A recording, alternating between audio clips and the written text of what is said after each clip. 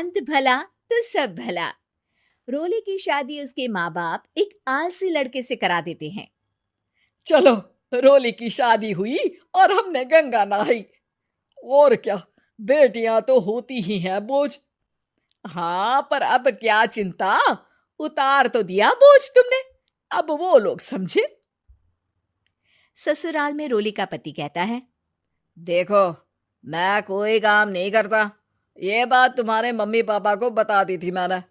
अब जो किराया आता है दुकान का, उसी से घर का गुजारा करना है। कभी भूल से भी कोशिश ना करना किसी चीज की डिमांड की। क्या मम्मी पापा को पता था कि आप कोई काम नहीं करते? और क्या, बड़ा अच्छे से पता था। उन लोगों को तो तुम बोझ लगती थी, बोल रहे थे कि बस शादी कर लो और कोई मतलब नहीं है। रोली को यह सुनकर बहुत गुस्सा आता है, लेकिन करती भी तो क्या, क्योंकि वो जानती थी कि उसके माता पिता ऐसे ही हैं। जैसे तैसे रोली दिन काट रही थी। रोली को एक प्यारी सी बेटी होती है। धीरे धीरे वो बड़ी होती है और उसके साथ उसकी जरूरतें भी बढ़ती जाती हैं। सुनिए जी, अब तो सिम्मी बड़ी हो रही है, उसका स्कूल में दाखिला कराना है। मैंने अब तक तो जैसे तैसे समय काट लिया, लेकिन मैं बच्ची की परवरिश में कोई कमी नहीं रखूंगी। अरे क्या है यार, अब तो लगता है कोई ना कोई काम ढूंढना ही पड़ेगा। अब पति रोज काम की तलाश में जाता और बिना किसी काम के वापस आ जाता। रोली समझ जाती है कि पति के अंदर अब काम करने की क्षमता नहीं है। वो बेटी को उच्च शिक्षा देने के लिए कुछ करना चाहती थी, लेकिन करती तो क्या करती। एक दिन रोली की सहेली कहती है, रोली, मेरी कोई औलाद नहीं है। अगर तू मेरी औलाद को जन्म दे तो मैं तुझे तेरे मुंह मांगे पैसे दूंगी। अरे, तेरी औलाद को मैं कैसे जन्म दे सकती हूँ? सरोगेसी से। बच्चा मेरा और वैभव का ही होगा, लेकिन कोख तेरी होगी। ये संभव है रोली। रोली कुछ सोचकर कहती है, मुझे मंजूर है, लेकिन मैं इसका 2 लाख रुपया लूंगी। अरे कोई बात नहीं, मुझे मंजूर है। रोली खुश हो जाती है कि एक बच्चा पैदा करने का उसे 2 लाख रुपया मिलेगा। वो घर आकर पति को बताती है, वो भी खुश हो जाता है। अब क्या था, डॉक्टर के पास जाकर सहेली का बच्चा रोली की कोख में पलने लगता है। मुझे 20,000 चाहिए मेरे बेटी के एडमिशन के लिए। हाँ हाँ ठीक है, मैं उसके एडमिशन से लेकर सारे खर्चे उसके अकाउंट में डाल रही हूँ। रोली की बेटी का एडमिशन हो जाता है। रोली को लगता है कि वो अब सब कुछ ठीक कर देगी। दिन और महीने आगे बढ़ते हैं। अब एक दिन, एक बात कहूँ जी, काश इस बच्चे को मैं रख पाती। मैं अब इससे काफी जुड़ गई हूँ। अरे यार, पता नहीं किसका बच्चा है, अपने पास है ना अपनी मुन्नी। हाँ, लेकिन अब मैं भी इस बच्चे से जुड़ाव फील करने लगी हूँ। लेकिन मैं ये जानती हूँ कि ये मेरा बच्चा नहीं है। दोनों की जिंदगी ठीक चल रही थी, लेकिन कहते ना कि सुख का पल ज्यादा लंबा नहीं होता।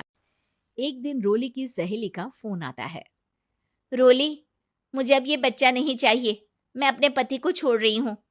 अरे लेकिन मुझे पैसों की जरूरत है, बच्चा तुम्हारा है, मैं क्या करूंगी? सहेली बिना कुछ बोले फोन काट देती है, फोन स्विच ऑफ कर देती है।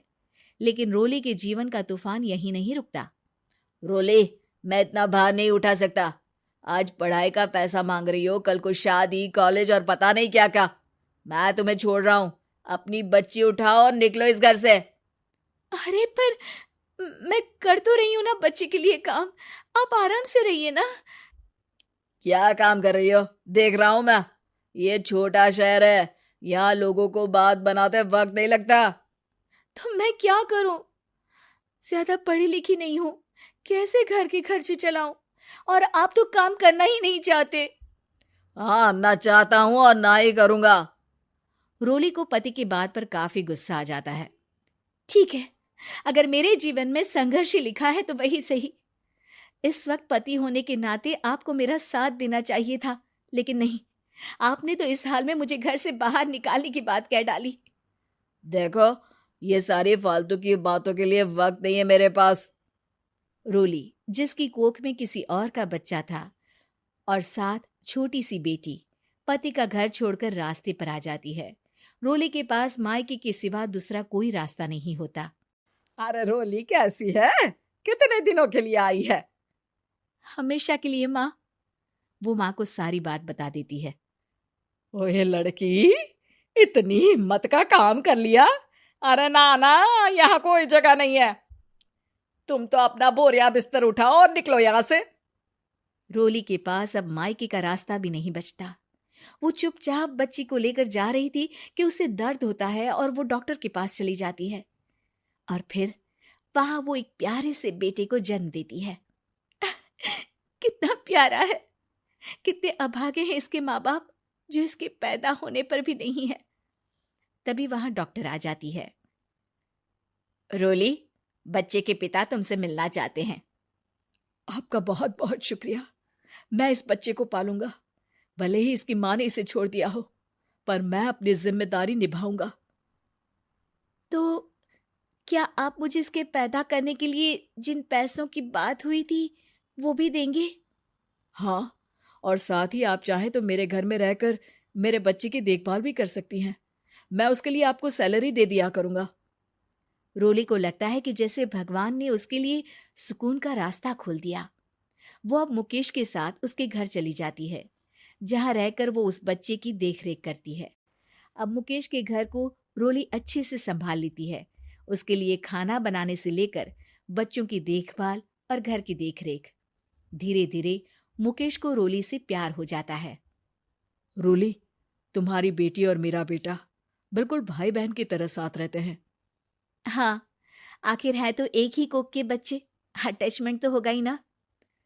रोली, तुमने घर और मुझे दोनों को संभाल लिया। ये तो मेरा काम है। आपने भी तो मुझे छत दी जिससे मैं अपनी बेटी की पढ़ाई और भविष्य के लिए पैसे जोड़ सकूं। अब रोली, क्या तुम मुझसे शादी करोगी? अब मैं जानता हूं तुम्हारी भी शादी कुछ खास अच्छी नहीं रही। रोली को मुकेश की बात ठीक लगती है। वो उसे हाँ बोलने की सोच ही रही होती है कि उसके पहले पति का फोन आ जाता है। रोली, मैं बहुत परेशान हूँ। मेरा एक्सीडेंट हो गया है। मैं चाहता हूँ तुम वापस आ जाओ। रोली को पुराने पति की चिंता होने लगती है। वो सोचती है कि वो क्या कर रही थी। हाँ हाँ ठीक है, मैं आ रही हूँ। हाँ रोली, आ जाओ, लेकिन बच्ची को कहीं हॉस्टल में छोड़कर आना, क्योंकि मैं नहीं चाहता कि हम लोगों के बीच फिर से वो सारी बातें हो। रोली को समझ आ जाता है कि पति आज भी सुधरा नहीं है।